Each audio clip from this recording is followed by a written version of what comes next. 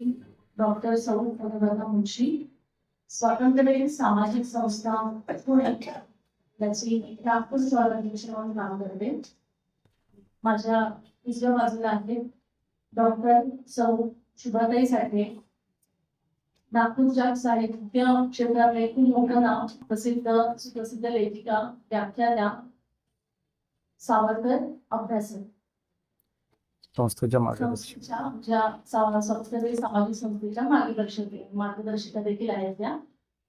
आणि आमचा अभिभाषणाचा जो कार्यक्रम आहे 21 डिसेंबरला, त्याच्या लेखिका सुद्धा. त्यांच्याच उजव्या बाजूला जे बसलेले आहेत डॉक्टर श्री अनिकेत मुंशी, नाट्यक्षेत्रात, नागपूरच्या नाट्यक्षेत्रात एक मोठं नाव, बऱ्याच वर्षापासून नाट्यक्षेत्रात आहे. आमच्या या अभिभाषणाच्या कार्यक्रमात ते सावरकरांचा, स्वातंत्र्यवीर सावरकरांची भूमिका करतात आहे, त्याचं भाषण करतात आहे. त्यानंतर त्यांच्याच बाजूला सुश्रुत मास्टर वर्ग 8वा विद्यार्थी आणि स्कूल इंग्लिश स्कूल हा छोटा विनायक म्हणजे छोट्या सावरकरांची भूमिका साकारतो आहे. माझ्या डाव्या बाजूला आहे गौरव गोंधळेकर. आपल्या या अभिभाषणाच्या भूमिकामध्ये अनेकविध भूमिका ते साकारतात आहे. त्यात मुख्य भूमिका म्हणजे अण्णांची भूमिका, मामांची भूमिका, त्यानंतर बालीची भूमिका, अशा अनेकविध भूमिकांमध्ये ते आपल्याला दिसतात. आणि सुश्रुत मास्टरच्या बाजूला आहेत श्री शशांक साठे. आपल्या पूर्ण अभिवाचनाचा या दीर्घांकाचं ज्यांनी पार्श्वसंगीत केलेलं आहे ते श्री शशांक साठे. आता आमच्या मार्गदर्शिका आहेत डॉक्टर श्री शुभाताई साठे यांना विनंती करते की त्यांनी कार्यक्रमाची रूपरेषा आणि एकंदरीत सविस्तर माहिती आपल्या कार्यक्रमाविषयी द्यावी.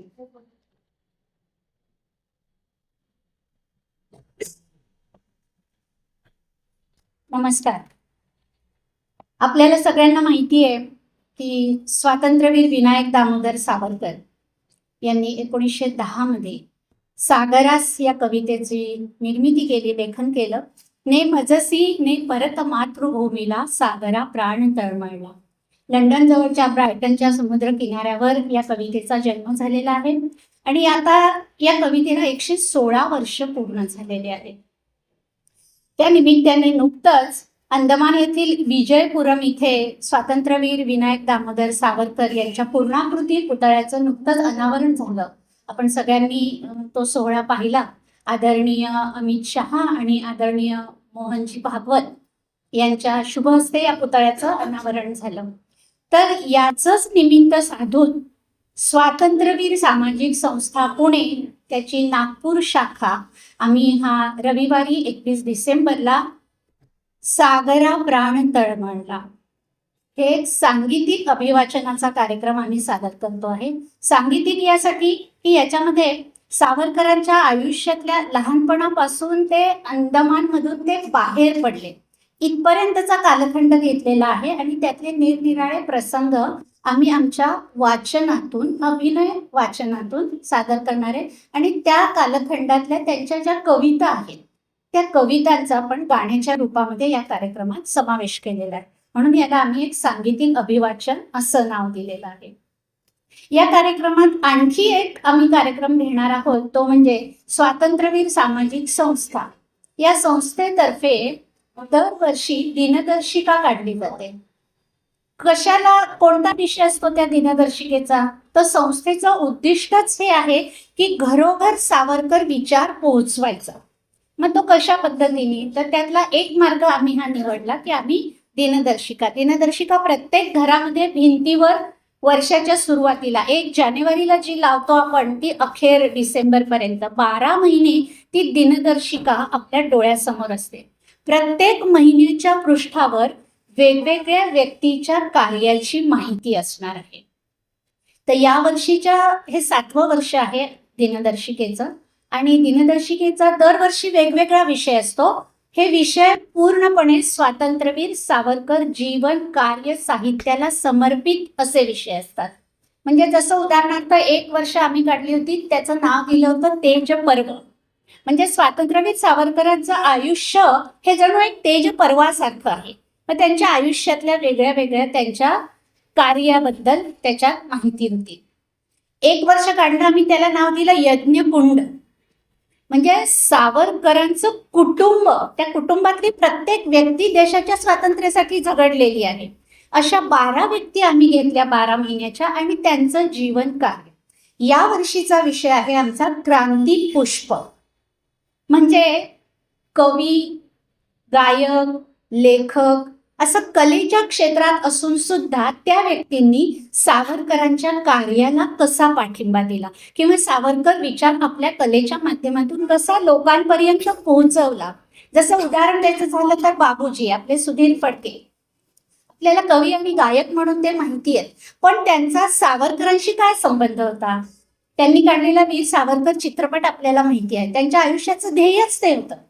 असा सावरकर विचार. लता मंगेशकर गायिका माहिती आहे आपल्याला, पण लता मंगेशकर 5 वर्षाची असताना दीनानाथ मंगेशकरांनी तिला स्वातंत्र्यवीर सावरकरांनी सुरू केलेल्या सहभोजनाच्या कार्यक्रमाला घेऊन गेले. लता मंगेशकर, हृदयनाथजी स्वतः सावरकरांना भेटले, त्यांची गाणी गायली आहेत. हा जो त्यांचा कलेच्या माध्यमातून सावरकरांशी आलेला जो संबंध आहे, तो संबंध आम्ही या दिनदर्शिकेच्या माध्यमातून लोकांपर्यंत पोहोचवण्याचा प्रयत्न केलाय. अशा 12 व्यक्ती आम्ही निवडल्या आहेत. तर या क्रांती पुष्प दिनदर्शिकेचं सुद्धा प्रकाशन 21 डिसेंबरच्या या कार्यक्रमामध्ये होणार आहे. आणि या कार्यक्रमाचं मुख्य वैशिष्ट्य म्हणजे आदरणीय कांचनताई गडकरी या कार्यक्रमाला प्रमुख उपस्थिती त्यांची लाभणार आहे. कांचनताई गडकरी हे व्यक्तिमत्व आपल्या नागपूरकरांना काही नवीन नाहीये. सामाजिक क्षेत्रामध्ये किंवा राष्ट्रकार्यामध्ये कांचनताईंचं योगदान फार मोठं आहे. आम्ही त्यांना आमंत्रण द्यायला गेल्याबरोबर त्यांनी जेव्हा आमच्या या कार्यक्रमाचं औचित्य आणि विषय ऐकला, लगेच त्यांनी कार्यक्रमाला येण्याची अनुमती दर्शवली. त्यामुळे 21 तारखेला विदर्भ साहित्य संघाच्या अमेय दालनात 4थ्या माळ्यावर हा जो आमचा कार्यक्रम होणार आहे संध्याकाळी 6 वाजता, तिथे प्रमुख उपस्थिती आदरणीय कांचनताई गडकरी यांची असणार आहे. आणि दुसरी विशेष उपस्थिती विदर्भ साहित्य संघाचे अध्यक्ष प्रदीपजी दाते यांची विशेष उपस्थिती असणार आहे. त्याचप्रमाणे आमची जी स्वातंत्र्यवीर सामाजिक संस्था आहे पुण्याची, त्या संस्थेचे संस्थापक अध्यक्ष श्रीनिवास कुलकर्णी ते पुण्याला असतात. ते खास या कार्यक्रमासाठी मुद्दाम पुण्याहून येणार आहेत. तर या तिघांची विशेष उपस्थिती या कार्यक्रमाला असेल. हे एक सांगीतिक जे अभिवाचन होणार आहे त्याचं लेखन मी स्वतः केलेलं आहे.